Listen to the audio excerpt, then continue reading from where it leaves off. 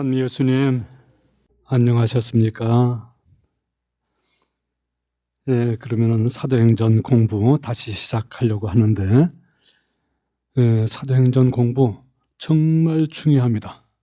우리 신앙을 가진 사람이 성령의 체험을 얻은 사도들이 어떻게 주님의 소명, 마지막 너희는 가서 모든 사람들에게, 모든 피조물에게 복음을 선포하여라 하고 예수님께서 제자들에게 말씀하셨는데, 어떻게 복음을 전할 수 있었던가 하는 것은 사도행전을 봐야지 되고, 또 그리고 사도행전에 나오는 그 제자들의 모습, 그 모습을 우리가 닮을 때 저절로 내가 하는 것이 아니라 성령께서 나를 도구로 삼아서 주님의 복음을 선포하는 것을 볼 수 있기 때문에 사도행전 공부가 정말 중요합니다. 이 사도행전을 다 공부하고 묵상하고 또 성령의 체험을 하고 나면은 그 다음에 복음성서를 읽으면은 복음성서 말씀이 달리 아주 생생하게 내 마음에 와 닿습니다. 왜냐하면은 복음은 누가 썼어요? 성령의 감도로 복음사가들이 썼습니다.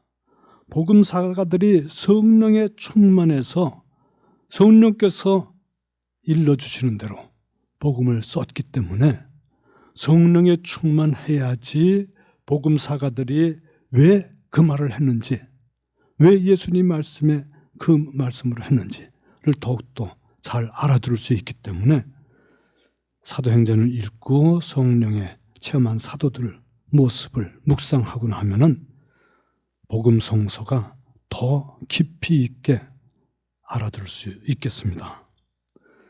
그러면 9절서부터 같이 묵상하겠습니다. 9절서부터 꼭 11절까지 끝까지 읽겠습니다.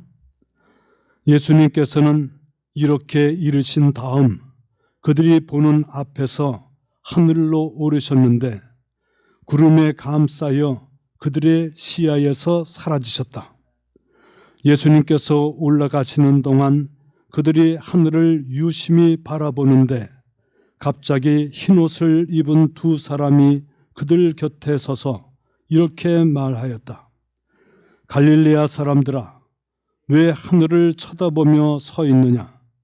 너희를 떠나 승천하신 저 예수님께서는 너희가 보는 앞에서 하늘로 올라가신 모습 그대로 다시 오실 것이다.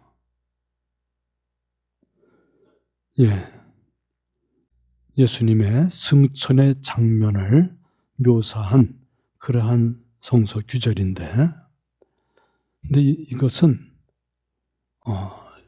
신비적 체험입니다. 제자들이 예수님의 승천을 바라보는 신비적 체험이기 때문에 그것을, 그러한 체험을 얻은 그 영적인 세계의 그 눈으로 이것을 보고 그러한 상징을 뜻하는 바를 우리가 알아듣고 그래야지 더 잘 알아들을 수 있지 않은가 하는 생각이 듭니다. 예수님께서는 이렇게 이르신 다음 뭐라고 이르셨어요? 이제 성령께서 너희에게 내리시면 너희는 힘을 받아서 땅 끝에 이르기까지 나의 증인이 될 것이다 하는 그런 말씀을 하시고 그들이 보는 앞에서 하늘로 오르셨다. 하늘로 오시다. 아숨션 이렇게 얘기하죠. 그래서 하늘에 이렇게 맞으면 붕붕 떠서 그냥 하늘로 뭐 이렇게 올라갔다 하는 이런 말로 다 표현을 했지만은, 그러나 하늘이라는 것은 맞으면 영의 세계를 의미하는 내용이죠. 하늘에 계신 우리 아버지, 그러면 하느님께서 하늘에 계신가 하는 그런 것이 아니죠. 하늘은 이 세상을 초월하는 초월적 개념이고 그러한 영의 세계에 계신 하느님 아버지, 그러한 모습으로 그 영의 세계인 하느님께 이렇게 오르셨다 하는, 올랐다 해서 그냥 그 계단을 올라가지 이렇게 높이 올라가는 그런 거 아니라 어슴좀 들어 올려져서 영광을 받으시는 그 모습으로 오르셨다 하는 그런 의미이겠죠. 그래가지고 구름에 쌓여서 그들의 시야에서 사라지셨다 하는 말씀을 하시죠. 이 구름이라는 것은 말하자면은 그 구약의 그 이스라엘 백성들이 에집트에서 탈출할 때 낮에는 구름 기둥, 밤에는 불 기둥으로서 주님께서 그 이스라엘 백성을 인도하셨습니다. 그래서 이 구름은 말하자면 하느님께서 계시다는 거예요. 다볼산에서 이 세 명의 제자들이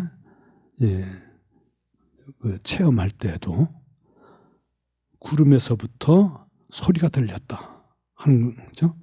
너는 내 아들, 나의 가장 귀한 아들이다 하는 목소리, 그는 소리가 들리면서 너희는 그의 말을 들어라 하는 그 소리를 들었다 한 그 마찬가지로 말하자면 구름은 하느님께서 현존하시지만은 그러나 보이지는 않아. 그런 그 표징이죠. 보이지 않으나 계시다. 현존해 계시다.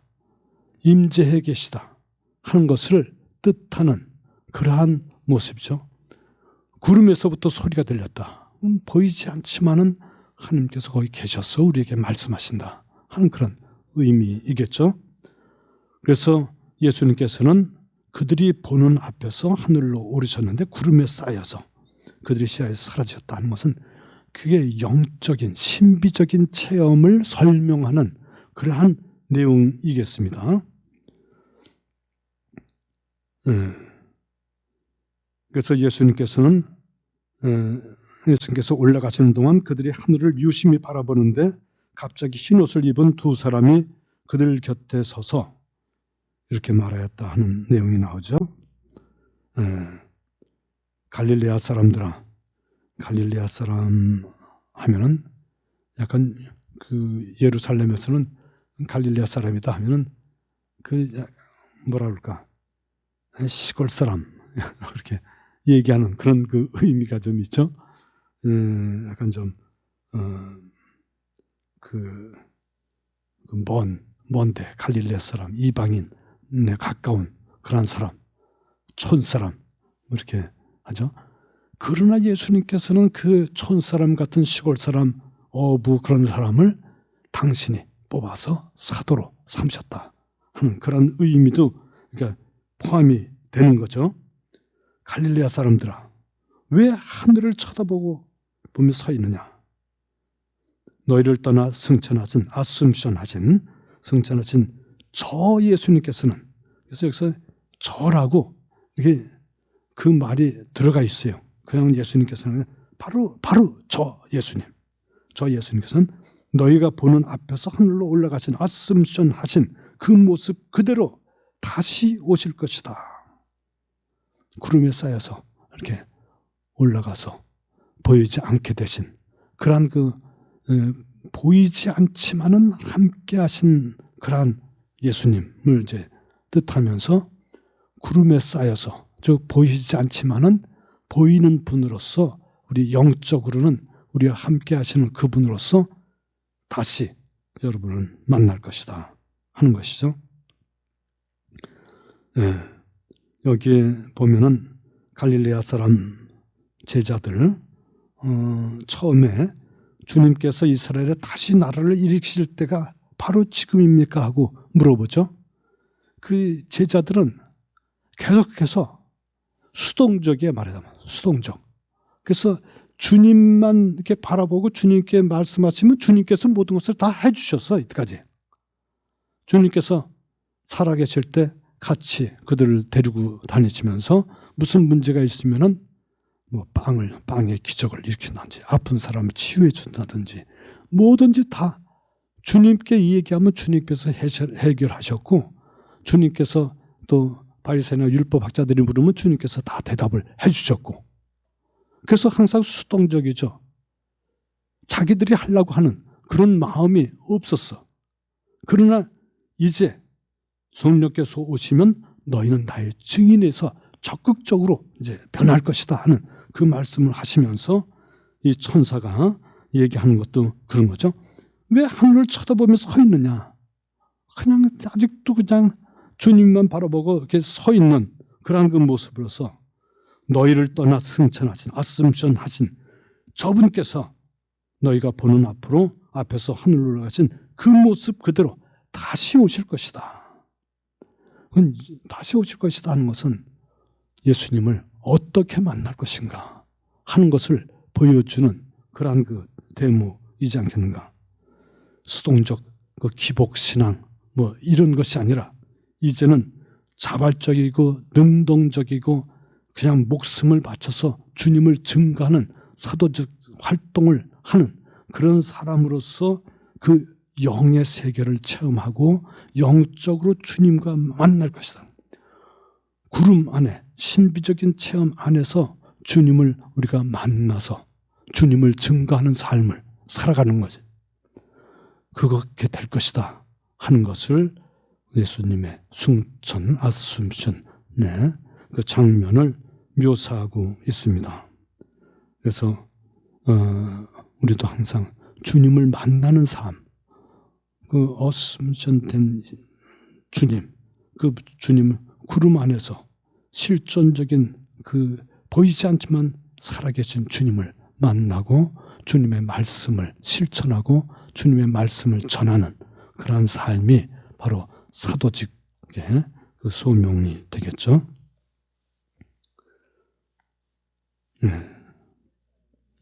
네. 그러면은 12절서부터 14절까지 한번 같이 읽겠습니다. 그 뒤에 사도들은 올리브산이라고 하는 그곳을 떠나 예루살렘으로 돌아갔다. 그 산은 안식일에도 걸어갈 수 있을 만큼 예루살렘에 가까이 있었다.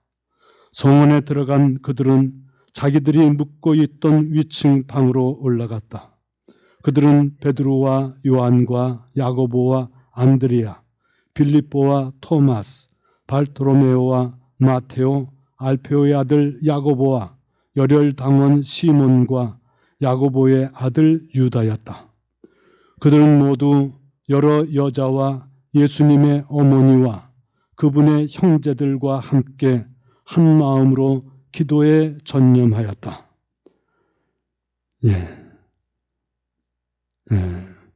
이제 예수님께서 말씀하신 대로 머지않아 성령으로 세례를 받을 것이다. 성령 안에 잠길 것이다. 하는 그 말씀대로 이제 예루살렘으로 가서 머물고, 그래서 여기서 14절에 보면 기도에 전념하였다. 기도에 전념하였다는 말이 이 사도행전에 보면 루카복음에도 많이 나오지만은 그런 말이 많이 나오죠. 기도, 성령에 잠기는 것은 바로 기도에 잠기는 것입니다. 기도에 전념해가지고 기도에 잠기는 것은 성령의 이렇게 내리심에 함께 할 수 있는 그러한 준비 작업이라고 볼 수 있겠습니다. 그래서 올리브산, 바로 예수님께서 어슴션 하신 그 올리브산이죠. 그것을 떠나서 예루살렘으로 돌아가서 그렇게 멀지 않다고 그랬죠. 거기서 묵고 있던 위층 방으로 올라가죠. 다락방. 그래서 다락방 기도 우리가 얘기하기도 하는데, 그들은 베드로와 요한과 야고보와 12사도죠. 12사도에서 한 사람이 부족해요. 그 한 사람은 바로 예수님을 팔아넘긴 유다 이스가랴ot이죠. 그래서 그 11제자 그리고 여러 여자와 예수님의 어머니 성모님이죠. 성모님. 그분의 형제들과 함께 한 마음으로 기도에 전념하였다 하면서 우리가 성령을 기다리는 그러한 제자들, 사도들과 함께 제자들 그리고 성모님과 함께 있는 모습으로서 우리 배너에도 이렇게 그려놨는데, 성모님을 모시고 우리가 기도하는 모습, 우리 성령, 우리 기도회 항상 가질 때 성모님을 이렇게 모셔놓고 많이 그 기도회를 갔죠. 바로 이 다락방 기도회 최초의 사도들이 성령의 체험을 한 그때 모습이 바로 성모님과 함께 남녀 함께 사도들과 함께 이렇게 기도했던 그러한 모습을 보여주고 있습니다. 이 15절하고 16절까지만 잠깐 우선 읽겠습니다. 그 무렵 베드로가 형제들 한가운데 서서 말하였다. 그 자리에는 120명가량 되는 무리가 모여 있었다. 형제 여러분, 예수님을 붙잡은 자들의 앞잡이가 된 유다에 관해서는 성령께서 다윗의 입을 통하여 예언하신 성경 말씀이 이루어져야 했습니다. 네. 이것이 사도 베드로의 첫 강론입니다. 첫 설교 이야기. 그 제자들의 공동체에서 이제 예수님께서 항상 말씀하셨는데 예수님께서 승천하신 후 그러한 그 공동체 안에서 베드로가 처음으로 이야기를 합니다. 그 처음으로 하는 이야기는 이 12사도에 관한 12, 그래서 거기에 유다스가 이제 빠지게 되니까 그 한 사람을 채우는 그러한 이야기에 대해서 지금 이야기를 하고 있는 거죠. 12사도, 12이 왜 이렇게 중요하냐? 그 당시 그 유대인들의 생각에는 12를 완전한 숫자로 생각했어요. 저도 어떤 본당에서 처음으로 이제 그 구역을 이렇게 나누는 그 작업을 할 때 12사도처럼 12구역을 만들었습니다. 그 12구역을 만드니까 편리해서. 왜 편리하냐? 어떤 이제 본당의 날 행사할 때도 딱 이렇게 반으로 갈라서 이 천군, 백군 식으로 이렇게 갈라서 반으로 갈릴 때도 구역으로 나누는데 아주 편리해요. 6구역제. 너 넷수로 갈릴 때, 셋수로 갈릴 때 다 편리해요. 셋수로 갈려도 4팀이 되고, 넷수로 갈리면 3팀이 되고, 하여튼 이렇게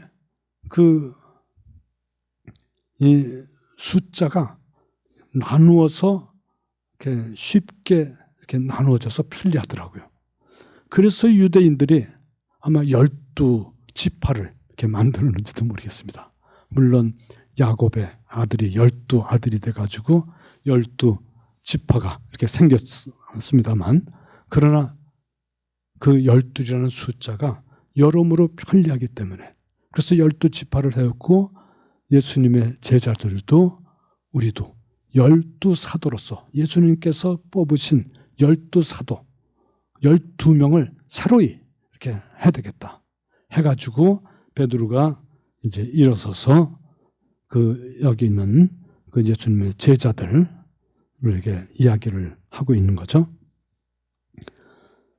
그래서 유다에 관해서 이제 얘기를 하는데,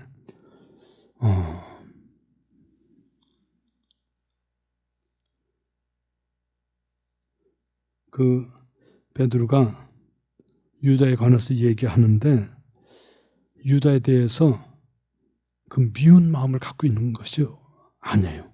여기서는 우리 스승인 예수님을 팔아넘긴 그 유다스 한 그런 그 미운 마음이라든지 혹은 복수심이라는 뭐 이런 생각이 전혀 없고 굉장히 마음이 평안해 있는 상태에서 이 이야기를 하고 있는 것을 보고 있습니다. 형제 여러분, 예수님을 붙잡은 자들의 앞잡이가 된 유다에 관해서는 성령께서 다윗을 통해서 예언하신 성경 말씀이 이루어져야 했던 것입니다.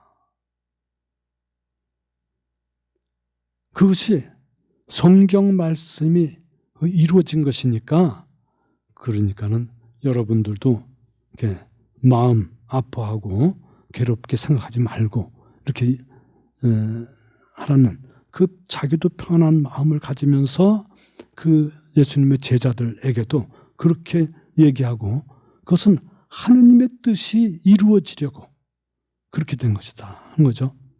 이건 물론 이제 사후 예언이라고 그러죠. 사후 예언. 그래서 유다는 우리 가운데 한 사람으로서 우리와 함께 이 직무를 받았습니다.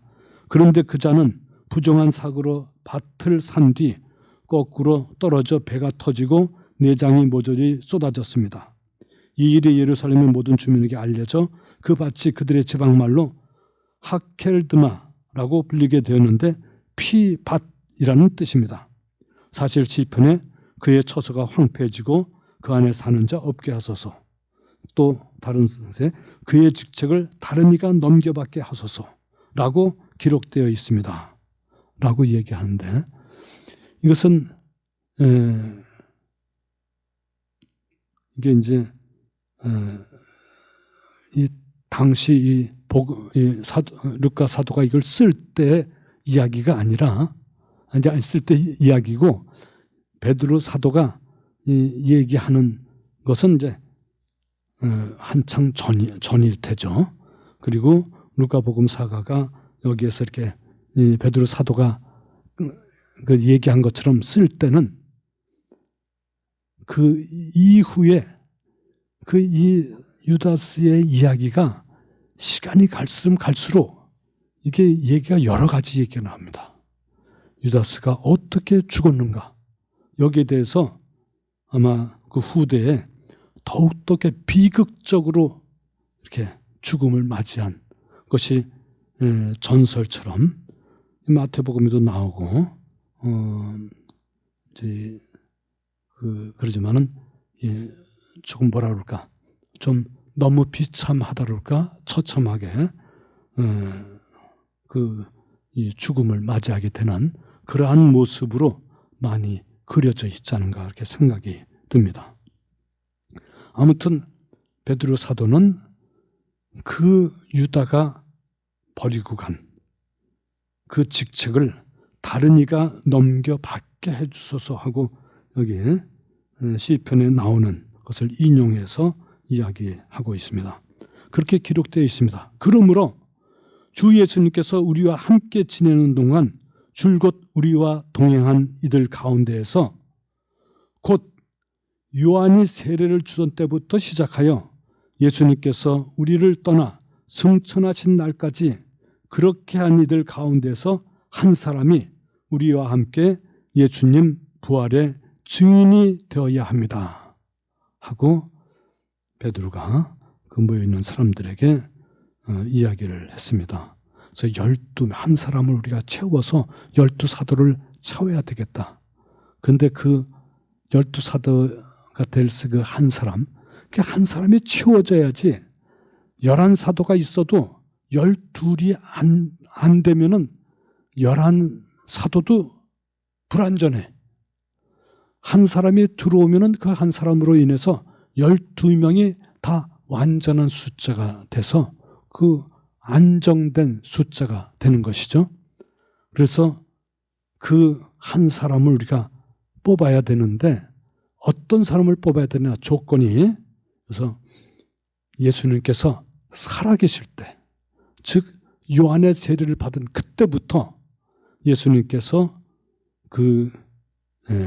승천하실 때까지 그것을 다 경험하고 본 그런 사람, 그 사람이 우리와 함께 예수님 부활의 증인이 되어야 합니다 하고 그 조건을 이야기하고 있죠. 그래서 그들은 발사바스라고도 하고 유스투스라는 별명도 지닌 요셉과 마티아 두 사람을 앞에 세우고 이렇게 기도하였다. 그러니까는 이제 제비를 뽑아서 그 당시 항상 하던 그런 습관, 관습이 있는 그런 대로 제비를 뽑는데 그 제비를 뽑기 전에 하느님께 기도하는 그런 그 내용이 있죠. 모든 사람의 마음을 아시는 주님, 주님의 이름을 부릅니다. 하느님, 메시아, 부활하신 그리스도이신 주님, 이 둘 가운데서 주님께서 뽑으신 한 사람을 가리키시오. 우리가 뽑는 것이 아니라 주님께서 뽑으신, 자기들도 다 주님께서 뽑으셨습니다. 그래서 주님께서 뽑으신 한 사람을 가르쳐 주셔서 유다가 제 갈 곳으로 가려고 내버린 이 직무, 곧 사도직의 자리를 넘겨받게 해 주십시오 하고 기도를 합니다.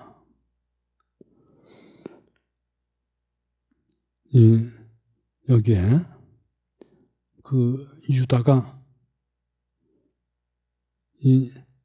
자기 갈 곳으로, 자기가 가고 싶은 그 길, 이것은 사탄의 유혹이었죠. 주님의 길이 아니라 바로 사탄의 길, 자신도 모르게 사탄의 유혹을 받아서 그 조종을 받아가지고 그 꼭두각시가 돼가지고 내버렸어요. 이 귀중한 사도직 직무를.